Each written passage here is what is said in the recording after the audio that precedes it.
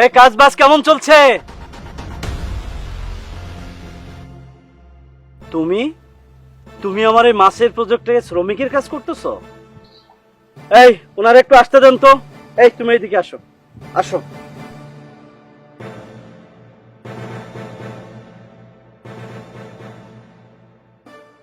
তোমার এই অবস্থা কেন? তুমি আমার মাছের প্রজেক্টে কাম করতে আইছো কেন? তুমি না আমাকে রেখে চলে গিয়েছিলা? আমি গরিব অসুস্থ ছিলাম বলে তুমি তোমার ভালোবাসার মানুষের কাছে চলে গিয়েছিলে। তাহলে তোমার এই অবস্থা হবে কেন? কি হয়েছে আমাকে খুলে বলো তো। তুমি তো গরিব ছিলা, তার উপরে আবার অসুস্থ, তাই আমি তোমারে ফেলা যে আমার ভালোবাসার মানুষের সাথে চলে গেছিলাম। তুমি ব্যাগ ট্যাগ নিয়ে কই যাইতেছো? আমি আমার বাপের বাড়ি চলে যাইতেছি। বাবার বাড়ি চলে যাইতেছো? আমি একটা অসুস্থ মানুষ, আমারে দেখবো কেনা? তোমার কি হবে, তোমার কে দেখভাল করবে এটা তো আমি জানি না। তুমি থাকো তো একটা ঘুরে ঘরে, তার উপরে এই যে অসুস্থ। আমি কি তোমারে বিয়ে করছি তোমার দাসীগিরি করার জন্য?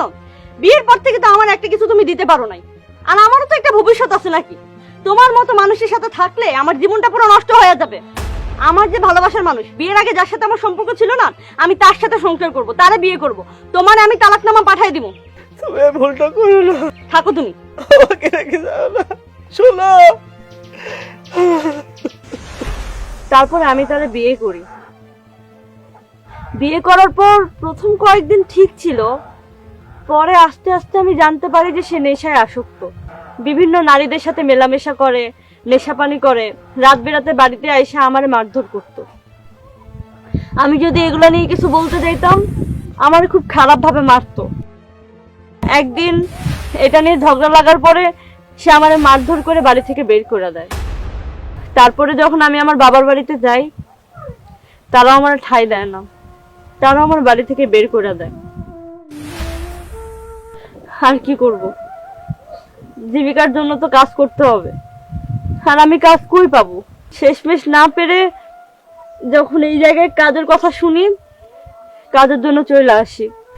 আমি জানতাম না যে এই মাছের ঘেরটা তোমার। দেখো, আমি নাহলে অনেক বড় ভুল করছি, আমার আরেকটা বার সুযোগ দাও। আমি আমার ভুলটা শুধরাই নিতে চাই, আমার তুমি মাফ করে দাও। আমি তোমাকে ক্ষমা করে দিয়েছি, কিন্তু কখনো তো আমি তোমাকে গ্রহণ করতে পারবো না। যে সুখের জন্য তুমি আমাকে রেখে চলে গিয়েছিলে, আজ তো আমি দেখতে পাচ্ছি যে তুমি কতটা সুখে আছো।